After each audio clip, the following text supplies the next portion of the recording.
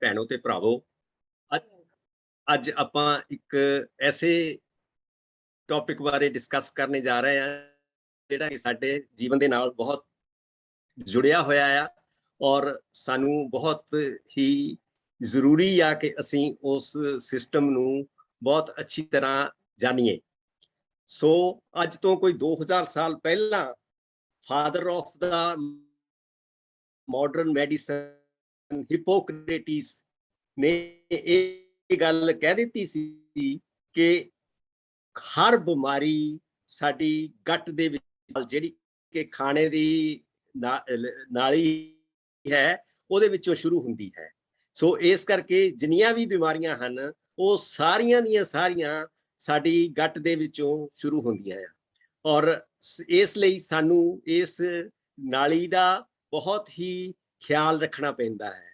ਜਿੰਨਾ ਚਿਰ ਸਾਡਾ ਫੂਡ ਇਸ ਨਾਲੀ ਦੇ ਵਿੱਚ ਹੈ ਉਹਨਾਂ ਚਿਰ ਇਹ ਫੂਡ ਸਾਡੇ ਤੋਂ ਬਾਹਰ ਹੈ, ਸਾਡੇ ਅੰਦਰ ਨਹੀਂ ਗਿਆ, ਕਿਉਂਕਿ ਇਹ ਇੱਕ ਤਰ੍ਹਾਂ ਦਾ ਜਿਵੇਂ ਅਸੀਂ ਕਹਿ ਦਿੰਦੇ ਹਾਂ ਕਿ ਬਾਹਰ ਦਾ ਬਾਹਰ ਹੀ ਰਹਿ ਜਾਂਦਾ ਔਰ ਬਾਹਰ ਦਾ ਬਾਹਰ ਹੀ ਜਿਹੜਾ ਫੋਕਟ ਹੈ ਜਾਂਦਾ ਹੈਗਾ ਆ। ਔਰ ਜਦ ਇਹ ਅਬਜ਼ੌਰਬ ਹੁੰਦਾ ਆ ਸਾਡੇ ਸਰੀਰ ਦੇ ਵਿੱਚ, ਉਸ ਵੇਲੇ ਸਾਡੇ ਖੂਨ ਦੇ ਵਿੱਚ ਰਲਦਾ ਹੈ ਭੋਜਨ ਤੇ ਫਿਰ ਸਾਨੂੰ ਇਹ ਤਾਕਤ ਦਿੰਦਾ ਹੈ। ਔਰ ਇਹ ਕਿਰਿਆ ਜਿਹੜੀ ਪਾਚਨ ਕਿਰਿਆ ਹੈ ਇਹ ਬਹੁਤ ਹੀ ਇੰਪੋਰਟੈਂਟ ਹੈ। ਔਰ ਇਹ ਪਾਚਨ ਕਿਰਿਆ ਜਦੋਂ ਹਾਲੇ ਫੂਡ ਸਾਡੇ ਸਾਹਮਣੇ ਪਿਆ ਹੁੰਦਾ ਜਾਂ ਸਾਡੀ ਕਿਚਨ ਦੇ ਵਿੱਚ ਹੁੰਦਾ, ਉਦੋਂ ਤੋਂ ਹੀ ਪਾਚਨ ਕਿਰਿਆ ਸ਼ੁਰੂ ਹੋ ਜਾਂਦੀ ਹੈ। ਜਦ ਤੁਸੀਂ ਦੇਖਦੇ ਆ ਕਿ ਕੋਈ ਫਲੇਵਰਿੰਗ ਚੀਜ਼ ਜਾਂ ਫਲੇਵਰਡ ਭੋਜਨ ਸਾਡੇ ਕਿਚਨ ਦੇ ਵਿੱਚ ਬਣਦਾ ਹੈ ਤਾਂ ਸਾਡੇ ਮੂੰਹ ਦੇ ਵਿੱਚ ਲਾਲਾਂ ਆਣੀਆਂ ਸ਼ੁਰੂ ਹੋ ਜਾਂਦੀਆਂ ਹਨ। ਉਸ ਵੇਲੇ ਤੋਂ ਇਹ ਪਾਚਨ ਕਿਰਿਆ ਸਾਡੇ ਸਰੀਰ ਦੇ ਵਿੱਚ ਸ਼ੁਰੂ ਹੋ ਜਾਂਦੀ ਹੈ ਔਰ ਸਾਡਾ ਦਿਮਾਗ ਜਿਹੜਾ ਹੈ ਉਹ ਸਾਡੀਆਂ ਸੈਂਸਿਸ ਦੇ ਨਾਲ, ਜਿਸ ਤਰ੍ਹਾਂ ਕਿ ਸਾਈਟ ਹੈ, ਅਸੀਂ ਦੇਖਦੇ ਹਾਂ ਜੋ ਉਹਦੇ ਨਾਲ ਰਿਲੇਟਡ ਹੈ। ਫਿਰ ਜੋ ਅਸੀਂ ਸਮੈਲ ਕਰਦੇ ਹਾਂ ਉਹ ਸਮੈਲ ਸਾਡੇ ਸਰੀਰ ਨੂੰ ਦਿੰਦੀ ਹੈ।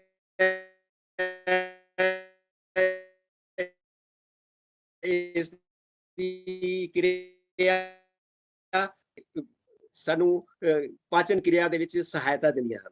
ਕਿਚਨ ਦੇ ਵਿੱਚ ਕਿਸ ਤਰ੍ਹਾਂ ਹੈ, ਕਿਸ ਤਰ੍ਹਾਂ ਦਾ ਭੋਜਨ ਤੁਸੀਂ ਤਿਆਰ ਕਰਦੇ ਹੋ, ਜਿਹੜੇ ਕੁੱਕ ਭੋਜਨ ਨੂੰ ਤਿਆਰ ਕਰਦੇ ਆ ਉਹਨਾਂ ਦੀ ਮਾਨਸਿਕਤਾ ਕੀ ਹੈ, ਉਹਨਾਂ ਦੇ ਸੋਚ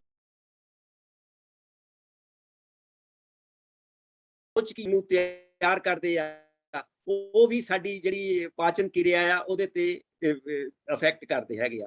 ਫਿਰ ਤੁਸੀਂ ਜਦੋਂ ਭੋਜਨ ਖਾਂਦੇ ਹੋ ਤੇ ਤੁਹਾਡੇ ਕਿਸ ਤਰ੍ਹਾਂ ਉਹ ਪ੍ਰੈਜ਼ੈਂਟ ਕਿਸ ਤਰ੍ਹਾਂ ਤੁਹਾਡੇ ਸਾਹਮਣੇ ਕੀਤਾ ਹੈਗਾ ਆ, ਉਹਦੀ ਟੈਕਸਚਰ ਕੀ ਹੈਗੀ ਆ ਔਰ ਉਹਦੀ ਲੁੱਕ ਕੀ ਹੈਗੀ ਆ। ਔਰ ਕਈ ਭੋਜਨ ਐਸੇ ਹੈਗੇ ਆ ਜਿਹੜੇ ਕਿ ਦੇਖ ਕੇ ਤੁਸੀਂ ਕਹਿੰਦੇ ਆ ਵਾਹ ਵਾਹ ਇਹ ਤਾਂ ਬਹੁਤ ਮਜ਼ੇਦਾਰ ਭੋਜਨ ਹੋਏਗਾ।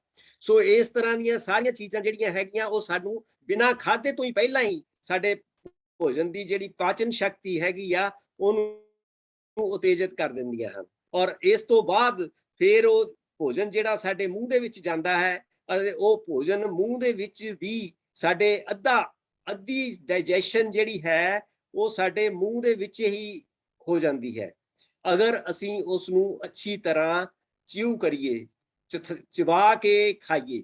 ਔਰ ਪਰਮਾਤਮਾ ਨੇ ਸਾਨੂੰ 32 ਦੰਦ ਦਿੱਤੇ ਆ ਔਰ ਅਗਰ ਅਸੀਂ 32 ਵਾਰ ਉਹਨੂੰ ਚਿੱਥਦੇ ਆ ਤੇ ਫਿਰ ਉਹ ਅਸਲੀ ਤਰੀਕੇ ਦੇ ਨਾਲ ਭੋਜਨ ਜਿਹੜਾ ਹੈਗਾ ਆ ਉਹ ਇੱਕ ਤਰਲ ਪਦਾਰਥ ਬਣ ਜਾਂਦਾ ਆ ਤੇ ਫਿਰ ਉਹ ਸਾਡੇ ਸਰੀਰ ਦੇ ਵਿੱਚ ਕਾਫੀ ਜਿਹੜਾ ਹੱਦ ਤੱਕ ਸਾਡੇ ਸਟਮਕ ਨੂੰ ਔਰ ਸਾਡੀਆਂ ਆਂਦਰਾਂ ਨੂੰ ਜ਼ਿਆਦਾ ਕੰਮ ਨਹੀਂ ਕਰਨਾ ਪੈਂਦਾ ਅਗਰ ਅਸੀਂ ਮੂੰਹ ਦੇ ਵਿੱਚ ਹੀ ਉਹਨੂੰ ਅੱਛੀ ਤਰ੍ਹਾਂ ਚਿੱਥ ਕੇ ਖਾਂਦੇ ਹਾਂ। ਔਰ ਇਹ ਦੇਖਿਆ ਗਿਆ ਆ ਕਿ ਅਗਰ ਤੁਸੀਂ ਵੈਸੇ ਸਿਆਣਿਆਂ ਨੇ ਵੀ ਇਹ ਕਿਹਾ ਆ ਕਿ ਜਿਹੜਾ ਤੁਸੀਂ ਭੋਜਨ ਕਰਨਾ ਆ ਉਹਨੂੰ ਪੀਓ, ਭੋਜਨ ਨੂੰ ਪੀਓ ਔਰ ਪਾਣੀ ਨੂੰ ਖਾਓ। ਇਹਦਾ ਕੀ ਮਤਲਬ ਆ? ਇਹਦਾ ਮਤਲਬ ਇਹੀ ਹੈ ਕਿ ਭੋਜਨ ਨੂੰ ਇੰਨਾ ਤੁਸੀਂ ਤਰਲ ਬਣਾ ਦਿਓ ਮੂੰਹ ਦੇ ਵਿੱਚ ਹੀ ਕਿ ਉਹਦੇ ਵਿੱਚ ਇੰਨੇ ਕੁ ਸਾਡੇ ਜਿਹੜੇ ਮੂੰਹ ਦੇ ਸਲਾਈਵਾ ਹੈਗਾ ਆ, ਰਸ ਹੈਗੇ ਆ, ਉਹ ਮਿਲ ਜਾਣ ਕਿ ਉਹ ਇੱਕ ਤਰ੍ਹਾਂ ਦੇ ਨਾਲ ਤਰਲ ਪਦਾਰਥ ਬਣ ਜਾਏ ਔਰ ਉਹ ਤਰਲ ਪਦਾਰਥ ਇੱਕਦਮ ਸਾਡੇ ਐਸੋਫੇਗਸ ਜਿਹੜੀ ਉੱਪਰਲੀ ਖੁਰਾਕ ਦੀ ਨਾਲੀ ਆ ਉਹਦੇ ਵਿੱਚੋਂ ਇੱਕਦਮ ਸਾਡੇ ਸਟਮਕ ਦੇ ਵਿੱਚ ਚਲ ਜਾਏ। ਔਰ ਇਹ ਦੇਖਿਆ ਗਿਆ ਆ ਕਿ ਜਿਹੜਾ ਭੋਜਨ ਤਰਲ ਦੇ ਵਾਂਗੂ ਜਾਂਦਾ ਹੈ, ਉਹ ਕੁਝ ਹੀ ਸੈਕਿੰਡਾਂ ਦੇ ਵਿੱਚ ਸਾਡੇ ਸਟਮਕ ਦੇ ਵਿੱਚ ਪਹੁੰਚ ਜਾਂਦਾ ਆ। ਔਰ ਜਿਹੜਾ ਭੋਜਨ ਅਸੀਂ ਤਰਲ ਦਾ ਮਤਲਬ ਜ਼ਿਆਦਾ ਚਿੱਥ ਕੇ ਨਹੀਂ ਖਾਂਦੇ, ਹਾਲੇ ਸੋਲਿਡ ਹੁੰਦਾ ਹੈ। ਅਗਰ ਸੋਲਿਡ ਫੂਡ ਜਿਹੜਾ ਅਸੀਂ ਜਲਦੀ ਖਾਂਦੇ ਆ, ਉਹਨੂੰ ਕਈ ਮਿੰਟ ਲੱਗ ਜਾਂਦੇ ਆ ਸਟਮਕ ਤੱਕ ਪਹੁੰਚਣ ਲਈ। ਉਹ ਸਾਡੇ ਜਿਹੜੀ ਖੁਰਾਕ ਦੀ ਨਾਲੀ ਹੈ ਉਹਦੇ ਵਿੱਚ ਕਾਫੀ ਦੇਰ ਟਿਕਿਆ ਰਹਿੰਦਾ ਹੈਗਾ। ਇਸ ਦੇ ਵਿੱਚ ਜਦੋਂ ਮੂੰਹ ਦੇ ਵਿੱਚ ਕਿਸ ਤਰ੍ਹਾਂ ਹੈ, ਮੂੰਹ ਦੇ ਵਿੱਚ ਸਾਡੇ ਜਿਹੜੇ ਸਲਾਈਵਾ ਹੈ ਉਹਦੇ ਵਿੱਚ ਖਾਸ ਕਿਸਮ ਦੇ ਐਂਜ਼ਾਈਮਸ ਹੁੰਦੇ ਆ, ਜਿਹੜੇ ਕਿ ਭੋਜਨ ਨੂੰ ਜਿਹੜੇ ਸਾਡੇ ਕਾਰਬੋਹਾਈਡਰੇਟ ਹੈ ਉਹਨਾਂ ਨੂੰ ਡਾਈਜੈਸਟ ਕਰਦੇ ਆ। ਫਿਰ ਫੈਟ ਜਿਹੜੀ ਹੈ ਉਹਨੂੰ ਡਾਈਜੈਸਟ ਕਰਦੇ ਆ, ਤੇ ਕੁਝ ਇੱਕ ਪ੍ਰੋਟੀਨਸ ਨੂੰ ਵੀ ਡਾਈਜੈਸਟ ਕਰਦੇ ਆ। ਔਰ ਮੂੰਹ ਦੇ ਵਿੱਚ ਜਿਹੜੇ ਮਤਲਬ ਠੀਕ ਹਰੀਆਂ ਸਬਜ਼ੀਆਂ ਖਾਣੇ ਆ, ਉਹਦੇ ਨਾਲ ਸਾਡੇ ਮੂੰਹ ਦੇ ਵਿੱਚ ਨਾਈਟ੍ਰੇਟਸ ਦੀ ਮਾਤਰਾ ਜਿਹੜੀ ਹੈਗੀ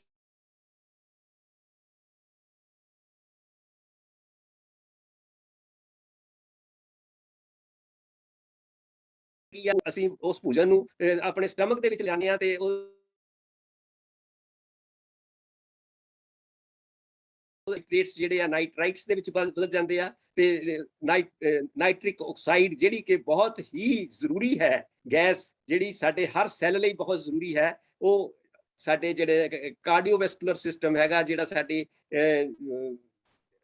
ਜਿਹੜੀ ਸਰਕੂਲੇਟਰੀ ਸਿਸਟਮ ਹੈ, ਹਾਰਟ ਹੈ, ਉਹਦੇ ਲਈ ਵੀ ਬਹੁਤ ਲਾਹੇਵੰਦੀ ਹੁੰਦੀ ਹੈ। ਇਸ ਕਰਕੇ ਜਿਹੜਾ ਸਾਡਾ ਮੂੰਹ ਦੇ ਵਿੱਚ ਚਬਾਉਣਾ ਹੈਗਾ ਆ, ਉਹ ਬਹੁਤ ਹੀ ਇੰਪੋਰਟੈਂਟ ਹੈ, ਜਿਹਨੂੰ ਕਿ ਅੱਜ ਕੱਲ ਅਸੀਂ ਭੁੱਲ ਗਏ ਆ। ਪਹਿਲੇ ਜ਼ਮਾਨੇ ਦੇ ਵਿੱਚ ਅਸੀਂ ਚਿੱਥਣ ਨੂੰ ਬਹੁਤ ਇੰਪੋਰਟੈਂਸ ਦਿੰਦੇ ਸੀ, ਪਰ ਅੱਜ ਕੱਲ ਮੇਰਾ ਖਿਆਲ ਆ ਕਿ ਅਸੀਂ ਜਿਹੜਾ ਜ਼ਮਾਨਾ ਆ ਗਿਆ, ਸਾਰੀਆਂ ਚੀਜ਼ਾਂ ਮਤਲਬ ਬਣੀਆਂ ਬਣਾਈਆਂ ਲੈ ਲੈਂਦੇ ਆ, ਔਰ ਚਾਹੁੰਦੇ ਵੀ ਇਹ ਆ ਕਿ ਇੱਕਦਮ ਜਿਹੜੀਆਂ ਰਿਫਾਈਨਡ ਚੀਜ਼ਾਂ ਹੈ ਉਹ ਗਲਪ ਕਰੀਏ ਔਰ ਅੰਦਰ ਸਿੱਟ ਲਈਏ। That's very very wrong, ਔਰ ਉਹ ਬਹੁਤੀਆਂ ਡਿਜ਼ੀਜ਼ਸ ਨੂੰ ਜਨਮ ਦਿੰਦੀਆਂ ਆ। ਇਸ ਤੋਂ ਬਾਅਦ ਜਿਹੜਾ ਸਾਡਾ ਤਰਲ ਪਦਾਰਥ ਜਿਹੜਾ ਭੋਜਨ ਹੈ, ਮੂੰਹ ਦੇ ਵਿੱਚੋਂ ਸਾਡੇ ਸਟਮਕ ਦੇ ਵਿੱਚ ਜਾਂਦਾ ਆ। ਸਟਮਕ ਦੇ ਵਿੱਚ ਇੱਕ ਐਸਿਡ, ਖਾਸ ਕਿਸਮ ਦਾ ਐਸਿਡ ਹੈ, ਜਿਹਨੂੰ ਕਿ ਹਾਈਡਰੋਕਲੋਰਿਕ ਐਸਿਡ ਕਹਿੰਦੇ ਆ। ਉਹ ਐਸਿਡ ਜਿਹੜਾ ਹੈ ਉਹ ਉਸ ਭੋਜਨ ਨੂੰ ਹੋਰ ਤਬਦੀਲੀਆਂ ਲਿਆ ਕੇ, ਔਰ ਉਸ ਭੋਜਨ ਦੇ ਵਿੱਚ ਜਿਹੜੀ ਖਾਸ ਕਰਕੇ ਪ੍ਰੋਟੀਨ ਹੈਗੀ ਆ, ਉਹਨੂੰ ਡਾਈਜੈਸਟ ਕਰਨ ਦੇ ਵਿੱਚ ਬਹੁਤ ਹੈਲਪ ਕਰਦਾ ਹੈਗਾ ਆ। ਇਹ ਦੇਖਿਆ ਗਿਆ ਆ ਕਿ ਬਹੁਤੇ ਲੋਕਾਂ ਨੂੰ ਕਈ ਐਸਿਡ ਦੀਆਂ ਬਿਮਾਰੀਆਂ ਹੈਗੀਆਂ। ਐਸਿਡ ਉਹਨਾਂ ਦੇ ਮਤਲਬ ਹਾਰਟ ਬਰਨ ਜਿਹਨੂੰ ਕਹਿ ਦਿੰਦੇ ਅਸੀਂ, ਕਿ ਉਹਨਾਂ ਦਾ ਤੇਜ਼ਾਬੀ ਮਾਦਾ ਜਿਹੜਾ ਹੈਗਾ ਆ, ਉਹ ਉਹਨਾਂ ਦੇ ਹਾਰਟ ਦੇ ਕੋਲ ਜਾਂ ਬਰਨਿੰਗ ਟਾਈਪ ਸੈਂਸੇਸ਼ਨ ਜਿਹੜੀ ਆ ਉਹ ਹੋ ਜਾਂਦੀ ਹੈਗੀ ਆ। ਔਰ ਇਹ ਸੈਂਸੇਸ਼ਨ ਜਿਹੜੀ ਆ ਐਕਚੁਅਲੀ ਜ਼ਿਆਦਾ ਐਸਿਡ ਨਾਲ ਨਹੀਂ ਹੁੰਦੀ, ਜਿਸ ਤਰ੍ਹਾਂ ਮਤਲਬ ਸਾਡੀ ਆਮ ਧਾਰਨਾ ਹੈ। ਔਰ ਸਾਡੇ ਡਾਕਟਰ ਲੋਕ ਵੀ ਇਹੀ ਕਹਿੰਦੇ ਆ ਕਿ ਤੇਰਾ ਐਸਿਡ ਵੱਧ ਗਿਆ, ਬਈ ਤੈਨੂੰ ਐਸਿਡ ਬਹੁਤ ਐਸਿਡ ਦੀ ਪ੍ਰੋਬਲਮ ਹੈਗੀ ਆ। ਹਾਂ, ਐਸਿਡ ਦੀ ਪ੍ਰੋਬਲਮ ਹੈ, ਪਰ ਉਹ ਐਸਿਡ ਜ਼ਿਆਦਾ ਐਸਿਡ ਦੀ ਪ੍ਰੋਬਲਮ ਨਹੀਂ ਹੈ, ਉਹ ਘੱਟ ਐਸਿਡ ਦੀ ਪ੍ਰੋਬਲਮ। ਇੱਥੇ ਮੈਂ ਬਹੁਤ ਐਮਫੇਸਾਈਜ਼ ਕਰਨਾ ਚਾਹਨਾ ਆ ਕਿ ਇਹ ਜਿਹੜੀ ਪ੍ਰੋਬਲਮ ਹੁੰਦੀ ਆ, ਇਹ ਘੱਟ ਐਸਿਡ ਦੀ ਹੁੰਦੀ ਆ। ਘੱਟ ਐਸਿਡ ਦੀ ਪ੍ਰੋਬਲਮ ਤੁਹਾਨੂੰ ਇਸ ਤਰ੍ਹਾਂ ਦਾ ਹਾਰਟ ਬਰਨ ਕਿਸ ਤਰ੍ਹਾਂ ਲੈ ਆਉਂਦੀ ਆ, ਇਹ ਬੜੀ ਸਮਝਣ ਦੀ ਜ਼ਰੂਰਤ ਹੈ। ਇਹਦੇ ਤੇ ਮੈਂ 1-2 ਮਿੰਟ ਤੁਹਾਡਾ ਲਵਾਂਗਾ। ਉਹ ਇਸ ਤਰ੍ਹਾਂ ਹੈ ਕਿ ਸਾਡੇ ਸਟਮਕ ਦੇ ਵਿੱਚ ਜਿਹੜੀ ਪੀਐਚ ਹੈ, ਪੀਐਚ ਹੁੰਦੀ ਆ ਕਿ ਜਿਹੜਾ ਐਸਿਡ ਆ ਉਹਦੀ ਕੰਸੈਂਟ੍ਰੇਸ਼ਨ ਦੀ ਮਾਤਰਾ, ਉਹ ਕੰਸੈਂਟ੍ਰੇਸ਼ਨ ਦੀ ਮਾਤਰਾ ਤਕਰੀਬਨ ਇੰਨੀ ਹੁੰਦੀ ਆ ਕਿ ਜਿੱਦਾਂ ਕਿ ਸਾਡੀ ਕਾਰ ਦੀ ਬੈਟਰੀ ਦੇ ਵਿੱਚ ਐਸਿਡ ਅਸੀਂ ਪਾਉਨੇ ਆ, ਇੰਨਾ ਜ਼ਹਿਰੀਲਾ, ਇੰਨਾ ਤਾਕਤਵਰ ਐਸਿਡ ਹੁੰਦਾ ਆ। ਅਗਰ ਉਹ ਐਸਿਡ ਸਾਡੀ ਉਂਗਲੀ ਨੂੰ ਲੱਗ ਜਾਏ ਤੇ ਸਾਡੀ ਉਂਗਲੀ ਉਹਨੂੰ ਮਤਲਬ ਜਾਲ ਦੇਵੇਗਾ। ਪਰ ਸਾਡਾ ਜਿਹੜਾ ਸਟਮਕ ਹੈ, ਜਿਹਦੇ ਵਿੱਚ ਇਹ ਐਸਿਡ ਪਿਆ ਆ, ਉਹਨੂੰ ਇਹ ਕੁਝ ਨਹੀਂ ਕਹਿੰਦਾ। ਕਿਉਂ? ਕਿਉਂਕਿ ਸਾਡੇ ਸਟਮਕ ਦੇ ਲਾਈਨਿੰਗ ਜਿਹੜੀ ਹੈ ਉਹਦੇ ਵਿੱਚ ਮਿਊਕਸ ਮੈਂਬਰੇਨ ਐਸੀ ਬਣੀ ਹੋਈ ਆ, ਜਿਹੜੀ ਕਿ ਉਸ ਐਸਿਡ ਨੂੰ ਉਹ ਆਪਣੇ ਉੱਤੇ ਕੋਈ ਅਸਰ ਨਹੀਂ ਕਰਨ ਦਿੰਦੀ, ਰੈਜ਼ਿਸਟੈਂਟ ਹੈਗੀ ਆ। ਔਰ ਇਸ ਕਰਕੇ ਸਟਮਕ ਦੇ ਅੰਦਰ ਜਦ ਤੱਕ ਉਹ ਐਸਿਡ ਰਹਿੰਦਾ ਆ, ਉਦੋਂ ਤੱਕ ਉਹ ਕੋਈ ਨੁਕਸਾਨ ਨਹੀਂ ਕਰਦਾ, ਔਰ ਸਾਡੇ ਭੋਜਨ ਨੂੰ ਅੱਛੀ ਤਰ੍ਹਾਂ ਡਾਈਜੈਸਟ ਕਰਨ ਦੇ ਵਿੱਚ ਹੈਲਪ ਕਰਦਾ ਆ। ਪਰ ਜਦੋਂ ਉਹ ਐਸਿਡ ਸਟਮਕ ਦੇ ਵਿੱਚੋਂ ਐਸੋਫੇਗਸ ਜਿਹੜੀ ਕਿ ਉੱਪਰਲੀ ਖੁਰਾਕ ਦੀ ਨਾਲੀ ਆ ਉਹਦੇ ਵਿੱਚ ਆ ਜਾਂਦਾ ਆ, ਤੇ ਜਿਹੜੀ ਉੱਪਰਲੀ ਖੁਰਾਕ ਦੀ ਨਾਲੀ ਹੈ ਉਹਦੇ ਵਿੱਚ ਕੋਈ ਐਸੀ ਝਿੱਲੀ ਨਹੀਂ ਹੈ ਜਿਹੜੀ ਕਿ ਐਸਿਡ ਦੇ ਅਸਰ ਨੂੰ ਰੋਕ ਸਕੇ। ਔਰ ਜਦੋਂ ਉਹ ਐਸਿਡ ਉੱਪਰ ਆ ਜਾਂਦਾ ਹੈ ਤੇ ਉੱਥੇ ਆ ਕੇ ਉਹ ਲੱਗਦਾ ਹੈ ਔਰ ਉੱਥੇ ਜ਼ਖਮ ਕਰ ਦਿੰਦਾ ਹੈ, ਤੇ ਉਹ ਐਸਿਡ ਸਾਡੇ ਸਰੀਰ ਦੇ ਵਿੱਚ ਹਾਰਟ ਬਰਨ ਦੀ ਸ਼ਕਲ ਦੇ ਵਿੱਚ ਸਾਨੂੰ ਬਿਮਾਰੀ ਦਿੰਦਾ ਹੈ। ਉਹ ਐਸਿਡ ਉੱਪਰ ਕਿਉਂ ਆਉਂਦਾ ਹੈ? ਉਹ ਉੱਪਰ ਇਸ ਕਰਕੇ ਆ ਜਾਂਦਾ ਹੈ ਕਿ ਜਦੋਂ ਸਾਡੇ ਜਿਹੜੇ ਸਟਮਕ ਦਾ ਐਸਿਡ ਹੈ ਉਹਦੀ ਪੀਐਚ 1 ਜਾਂ 2 ਦੇ ਮੁਕਾਬਲੇ ਵਿੱਚ 4 ਜਾਂ 5 ਹੋ ਜਾਂਦੀ ਹੈ, ਜਾਣੀ ਕਿ ਉਹ ਘੱਟ ਤਾਕਤਵਰ ਹੋ ਜਾਂਦਾ ਹੈ। ਇੱਥੇ ਮੈਂ ਦੱਸਣਾ ਚਾਹੁੰਦਾ ਹਾਂ ਕਿ ਪੀਐਚ ਜਿਹੜੀ ਹੈ ਉਹ 1 ਤੋਂ 14 ਤੱਕ ਹੁੰਦੀ ਹੈ। 1 ਤੋਂ 14 ਤੱਕ ਪੀਐਚ ਹੈ, ਔਰ 7 ਜਿਹੜੀ ਪੀਐਚ ਹੈ ਉਹ ਪਾਣੀ ਦੀ ਹੈ, ਨਿਊਟਰਲ। ਤੇ 6 5 4 3 2 1 ਇਹ ਪੀਐਚ ਜਿਹੜੀ ਹੈ ਇਹ ਕੰਸੈਂਟ੍ਰੇਸ਼ਨ ਆਫ ਐਸਿਡ ਦੀ ਹੈ। 8 9 10 11 12 13 14 ਇਹ ਐਲਕਲਾਈਨ ਦੀ ਕੰਸੈਂਟ੍ਰੇਸ਼ਨ ਦੀ ਹੈ ਪੀਐਚ। ਸੋ ਜਦੋਂ 7 ਹੈਗੀ ਆ ਪਾਣੀ ਦੀ, 5 6 ਵੀ ਐਸਿਡ ਦੀ ਹੈਗੀ ਆ, ਔਰ 1 2 ਵੀ ਉਦੋਂ ਜ਼ਿਆਦਾ ਕੰਸੈਂਟ੍ਰੇਟਡ ਐਸਿਡ ਦੀ ਹੈ। ਔਰ ਜਦ ਐਸਿਡ ਸਾਡੇ ਸਟਮਕ ਦੇ ਵਿੱਚ ਘੱਟ ਪੀਐਚ ਵਾਲਾ ਹੁੰਦਾ ਹੈ, ਜਾਂ 5 6 ਹੋ ਜਾਂਦਾ ਜਾਂ 4 ਹੋ ਜਾਂਦਾ ਆ, ਤੇ ਉਹ ਵੀ ਐਸਿਡ ਹੈ। ਤੇ ਉਹਨੂੰ ਵੀ ਜਦੋਂ ਇਹ ਉੱਪਰ ਉੱਠਣਾ ਹੈ, ਉਹਦੇ ਨਾਲ ਜਿਹੜੀ ਸਾਡੀ ਐਸੋਫੇਗਸ ਹੈ ਜਾਂ ਉੱਪਰ ਖੁਰਾਕ ਦੀ ਨਾਲੀ ਹੈ, ਉਹ ਨਿਚਲਾ ਹਿੱਸਾ ਹੈ, ਉਹਨੂੰ ਉਹਨੇ ਜ਼ਖਮ ਕਰ ਦੇਣੇ ਹੈ। ਉਹ ਸਾਡੀ ਹਾਰਟ ਬਰਨ ਦਾ ਕਾਰਨ ਬਣਦਾ ਹੈ। ਔਰ ਇਸ ਲਈ ਇਹ ਪ੍ਰੋਬਲਮ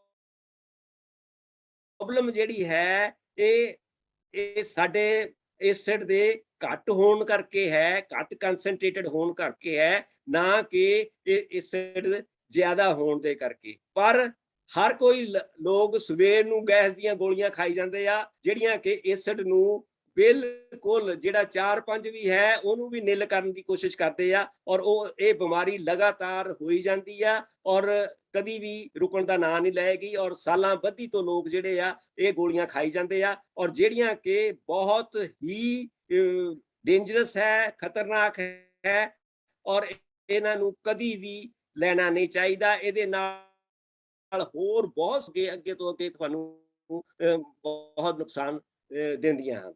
ਇਹ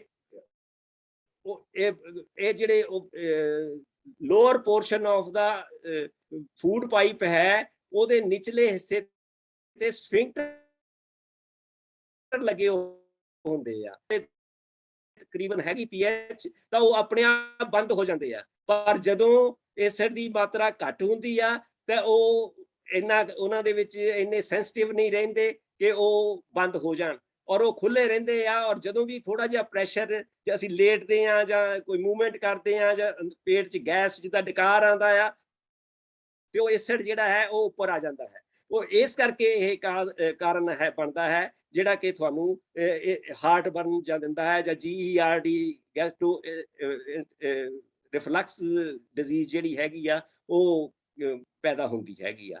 ਸੋ ਇਸ ਕਰਕੇ ਇਹਦਾ ਖਾਸ ਖਿਆਲ ਰੱਖਣਾ, ਔਰ ਆਪਣੇ ਡਾਕਟਰ ਦੇ ਨਾਲ ਪੂਰੀ ਤਰ੍ਹਾਂ ਇਹ ਸਲਾਹ ਕਰਨੀ ਆ ਤੁਸੀਂ ਕਿ ਉਹ ਜਿਹੜੀਆਂ ਗੋਲੀਆਂ ਹੈਗੀਆਂ ਆ ਉਹ ਤੁਹਾਡੇ ਲਈ ਬਿਲਕੁਲ ਫਾਇਦੇਮੰਦ ਨਹੀਂ ਹੈ, ਔਰ ਉਹਨਾਂ ਨੂੰ ਬਿਲਕੁਲ ਉਹਨਾਂ ਤੋਂ ਛੁਟਕਾਰਾ ਪਾਉਣਾ ਹੈ।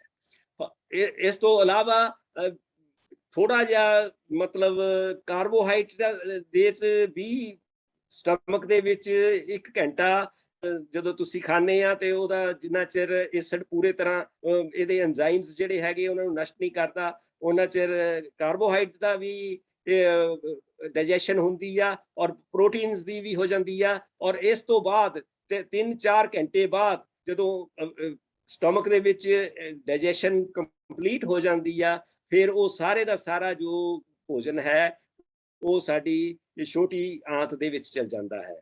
ਔਰ ਇੱਥੇ ਮੈਂ ਇਹ ਵੀ ਦੱਸਣਾ ਚਾਹਨਾ ਆ ਕਿ ਜਦੋਂ ਜੇ ਐਸਿਡ ਪੂਰਾ ਹੈ ਤਾਂ ਜੇ ਸਾਡੇ ਭੋਜਨ ਦੇ ਵਿੱਚ ਥੋੜੇ ਬਹੁਤ ਜਰਮਸ ਜਿਹੜੇ ਹੈਗੇ ਆ ਖੁਰਾਕ ਦੇ ਨਾਲ ਚਲੇ ਜਾਂਦੇ ਆ, ਤਾਂ ਉਹ ਜਰਮਸ ਵੀ ਜਿਹੜੇ ਆ ਉਹ ਜਰਮਸ ਮਤਲਬ ਵਾਇਰਸਿਸ ਹੈ ਜਾਂ ਬੈਕਟੀਰੀਆਜ਼ ਹੈ ਉਹ ਵੀ ਖਤਮ ਹੋ ਜਾਂਦੇ ਆ, ਔਰ ਸਾਡਾ ਜਿਹੜਾ ਭੋਜਨ ਹੈਗਾ ਉਹ ਬਿਲਕੁਲ ਸਟਰਲਾਈਜ਼ ਹੋ ਜਾਂਦਾ ਹੈ ਇਸ ਐਸਿਡ ਦੀ ਵਜ੍ਹਾ ਕਰਕੇ। ਔਰ ਇੱਕ ਹੋਰ ਵੱਡੀ ਗੱਲ ਹੈ ਕਿ ਅਗਰ ਐਸਿਡ ਪੂਰਾ ਹੈ ਤੇ ਵਿਟਾਮਿਨ B12 ਜਿਹੜਾ ਹੈਗਾ ਆ ਉਹ ਵੀ ਸਾਡੇ ਬਾਡੀ ਦੇ ਵਿੱਚ ਅਬਜ਼ੌਰਪਸ਼ਨ ਉਹਦੀ ਵੀ ਪ੍ਰੋਪਰ ਹੋ ਜਾਂਦੀ ਆ। ਤੇ ਜੇ ਐਸਿਡ ਪੂਰਾ ਨਹੀਂ ਹੈ ਵਿਟਾਮਿਨ B12 ਡੈਫੀਸ਼ੀਐਂਸੀ ਜਿਹੜੀ ਹੈ ਉਹ ਬਹੁਤ ਹੀ ਪ੍ਰਚਲਿਤ ਹੈ, ਜਿਹੜੀ ਕਿ ਸਾਡੀਆਂ ਨਾੜਾਂ ਵਿੱਚ, ਸਾਡੇ ਬ੍ਰੇਨ ਦੇ ਵਿੱਚ ਔਰ ਸਾਡੇ ਹਾਰਟ ਦੇ ਵਿੱਚ ਕਈ ਤਰ੍ਹਾਂ ਦੀਆਂ ਪ੍ਰੋਬਲਮ ਪੈਦਾ ਕਰਦੀਆਂ ਹਨ। ਛੋਟੀ ਆਂਤ ਦੇ ਵਿੱਚ ਜ਼ਿਆਦਾ ਤੋਂ ਜ਼ਿਆਦਾ ਜਿਹੜੀ ਪਾਚਨ ਕਿਰਿਆ ਆ ਉਹ ਹੁੰਦੀ ਆ, ਔਰ ਅਬਜ਼ੌਰਪਸ਼ਨ ਜਿਹੜੀ ਹੈ ਉਹ ਜ਼ਿਆਦਾ ਤੋਂ ਜ਼ਿਆਦਾ ਹੁੰਦੀ ਆ, ਔਰ ਉਸ ਤੋਂ ਬਾਅਦ ਇਹ ਜਿਹੜਾ ਭੋਜਨ ਹੈ ਇਹ ਨੀਚੇ 4-5 ਘੰਟੇ ਇੱਥੇ ਰਹਿ ਕੇ ਤੇ ਨੀਚੇ ਤੁਰਿਆ ਜਾਂਦਾ ਹੈ ਔਰ ਵੱਡੀ ਆਂਤ ਦੇ ਵਿੱਚ ਚਲ ਜਾਂਦਾ ਹੈ। ਵੱਡੀ ਆਂਤ ਦੇ ਵਿੱਚ ਤਾਂ ਉਹ ਹੀ ਜਾਂਦਾ ਹੈ ਔਰ ਉਹਦੇ ਵਿੱਚ ਕਾਫੀ ਕੰਸੈਂਟਰੇਟ ਹੋ ਜਾਂਦਾ, ਔਰ ਪਾਣੀ ਵਗੈਰਾ ਜਿਹੜਾ ਹੈਗਾ ਉਹ ਸਾਰਾ ਸੋਖ ਲਿਆ ਜਾਂਦਾ ਆ, ਔਰ ਬਾਅਦ ਦੇ ਵਿੱਚ ਉਹ ਹੀ ਜਿਹੜਾ ਭੋਜਨ ਜਿਹੜਾ ਸਾਨੂੰ ਜ਼ਰੂਰੀ ਨਹੀਂ, ਜਿੰਨਾ ਕਿ ਸਾਨੂੰ ਜ਼ਰੂਰੀ ਸੀ ਉਹ ਸਾਰੇ ਦਾ ਸਾਰਾ ਅਬਜ਼ੌਰਬ ਹੋ ਗਿਆ, ਜਿੰਨਾ ਗੁਦਾ ਦੇ ਵਿੱਚੋਂ ਬਾਹਰ ਨਿਕਲ ਜਾਂਦਾ, ਜਿਹਨੂੰ ਕਿ ਅਸੀਂ ਮਤਲਬ ਸਟੂਲਸ ਕਹਿ ਦਿੰਦੇ ਆ। ਸੋ ਇਸ ਤਰ੍ਹਾਂ ਦੀ ਇੱਕ ਨਟਸ਼ੈਲ ਦੇ ਵਿੱਚ ਇਹ ਪਾਚਨ ਕਿਰਿਆ ਸਾਡੇ ਸਰੀਰ ਦੇ ਵਿੱਚ ਹੁੰਦੀ ਰਹਿੰਦੀ ਆ ਔਰ ਲਗਾਤਾਰ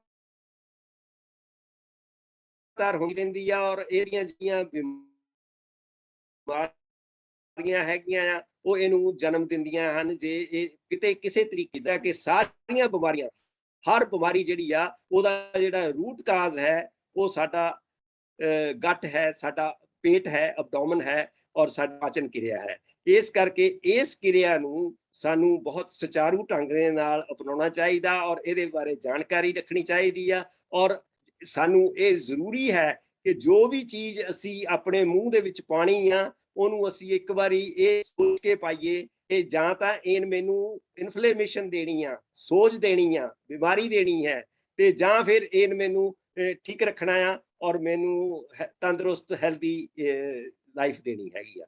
ਸੋ ਇਸ ਕਰਕੇ ਜਿਹੜੀ ਵੀ ਚੀਜ਼ ਅਸੀਂ ਆਪਣੇ ਮੂੰਹ ਦੇ ਵਿੱਚ ਪਾਣੀ ਆ ਉਹਨੂੰ ਅਸੀਂ ਇਹ ਜ਼ਰੂਰ ਦੇਖ ਲਈਏ ਕਿ ਇਹ ਸਾਡੇ ਲਈ ਫਾਇਦੇਮੰਦ ਹੈ ਜਾਂ ਨੁਕਸਾਨਦੇਹ ਹੈ। ਸੋ ਇਸ ਲਈ ਇਹ ਚੀਜ਼ਾਂ ਜਿਹੜੀਆਂ ਹੈ ਇਹ ਹੁਣ ਮੈਂ ਕੁਝ ਇੱਕ ਚੀਜ਼ਾਂ ਦੱਸਦਾ ਹਾਂ ਜਿਹੜੀਆਂ ਕਿ ਸਾਨੂੰ ਡੇਲੀ ਇਸਤੇਮਾਲ ਕਰਨੀਆਂ ਚਾਹੀਦੀਆਂ ਹਨ। ਇੱਕ ਤਾਂ ਇਹ ਹੈ ਕਿ ਸਾਨੂੰ ਇੱਕ ਰੀਅਲ ਫੂਡ ਲੈਣਾ ਚਾਹੀਦਾ ਹੈ। ਰੀਅਲ ਫੂਡ ਦਾ ਮਤਲਬ ਇਹ ਆ ਜਿਹੜਾ ਪਰਮਾਤਮਾ ਨੇ ਦਿੱਤਾ ਹੈ। ਪਰਮਾਤਮਾ ਨੇ ਸਾਨੂੰ ਸਾਰੇ ਫੂਡ ਜਿੰਨੇ ਦਿੱਤੇ ਹੈਗੇ ਆ ਉਹ ਰੀਅਲ ਦਿੱਤੇ ਹੈਗੇ ਆ, ਆਰਗੈਨਿਕ ਦਿੱਤੇ ਆ, ਨੈਚੁਰਲ ਦਿੱਤੇ ਆ, ਔਰ ਉਹ ਸਾਡੇ ਖਾਣ ਲਈ ਔਰ ਸਾਡੇ ਜੀਵਨ ਲਈ ਔਰ ਸਾਡੇ ਸੈੱਲਾਂ ਲਈ ਔਰ ਸਾਡੀ ਬਾਡੀ ਲਈ ਉਹ ਬਹੁਤ ਹੀ ਪੌਸ਼ਟਿਕ ਆ ਔਰ ਸਹੀ ਆ। ਪਰ ਅਸੀਂ ਅੱਜ ਕੱਲ ਕੀ ਖਾਂਦੇ ਆ, ਅਸੀਂ ਮੈਨ ਮੇਡ ਫੂਡ ਖਾਂਦੇ ਆ ਜਿਹੜਾ ਕਿ ਪ੍ਰੋਸੈਸ ਕੀਤਾ ਆ, ਪੈਕੇਜ ਕੀਤਾ ਆ ਔਰ ਸੈਲਫ ਲਾਈਫ ਦੇ ਵਿੱਚ ਉਹ ਪਤਾ ਨਹੀਂ ਕਿੰਨੇ ਮਹੀਨਿਆਂ ਵੱਧੀ ਪਿਆ ਆ ਤੇ ਉਹਦੇ ਵਿੱਚ ਕੋਈ ਵੀ ਤਾਕਤ ਨਹੀਂ ਹੈ ਔਰ ਉਹਦੇ ਵਿੱਚ ਕੋਈ ਵੀ ਲਿਵਿੰਗ ਥਿੰਗ ਨਹੀਂ ਹੈ। ਔਰ ਇਸ ਕਰਕੇ ਉਹ ਫੂਡ ਜਿਹੜਾ ਅਸੀਂ ਖਾਂਦੇ ਅੱਜ ਕੱਲ ਉਹਦਾ ਕੋਈ ਫਾਇਦਾ ਨਹੀਂ ਹੈ, ਉਹ ਬਿਮਾਰੀਆਂ ਦਾ ਘਰ ਹੈ। ਸੋ ਸਾਨੂੰ ਹਮੇਸ਼ਾ ਹੀ ਇਹ ਚੈੱਕ ਕਰ ਲੈਣਾ ਚਾਹੀਦਾ ਹੈ ਕਿ ਅਸੀਂ ਹਮੇਸ਼ਾ ਰੀਅਲ ਫੂਡ ਖਾਈਏ, ਲਾਈਵ ਫੂਡ ਖਾਈਏ ਔਰ ਪਲਾਂਟ ਬੇਸਡ ਫੂਡ ਜਿੰਨੇ ਵੀ ਹੈ ਉਹ ਸਾਰੇ ਹੀ ਬਹੁਤ ਵਧੀਆ ਹੈ ਔਰ ਉਹ ਸਾਡੇ ਲਾਈਵ ਫੂਡ ਹੈ ਔਰ ਉਹ ਸਾਨੂੰ ਤਾਕਤ ਦਿੰਦੇ ਆ, ਸਾਡੀ ਬਾਡੀ ਨੂੰ એનર્ਜੀ ਦਿੰਦੇ ਆ, ਹੈਲਥ ਦਿੰਦੇ ਆ। ਸੋ ਇਹ ਬਹੁਤ ਜ਼ਰੂਰੀ ਹੈ। ਫਿਰ ਅਸੀਂ ਜਿੰਨੇ ਵੀ ਫੂਡ ਖਾਣੇ ਆ ਉਹਨਾਂ ਵਿੱਚ ਹਾਈ ਫਾਈਬਰ ਹੋਣੀ ਚਾਹੀਦੀ ਆ। ਹਾਈ ਫਾਈਬਰ ਜਿਹੜੀ ਹੈ ਉਹ ਜਾਂ ਤਾਂ ਸੋਲੂਬਲ ਫਾਈਬਰ ਹੁੰਦੀ ਆ ਜਾਂ ਇਨਸੋਲੂਬਲ ਫਾਈਬਰ ਹੁੰਦੀ ਆ। ਸੋਲੂਬਲ ਫਾਈਬਰ ਤੇ ਜਿਹੜੀ ਹੈ ਉਹ ਕਾਫੀ ਹੱਦ ਤੱਕ ਸਾਡੇ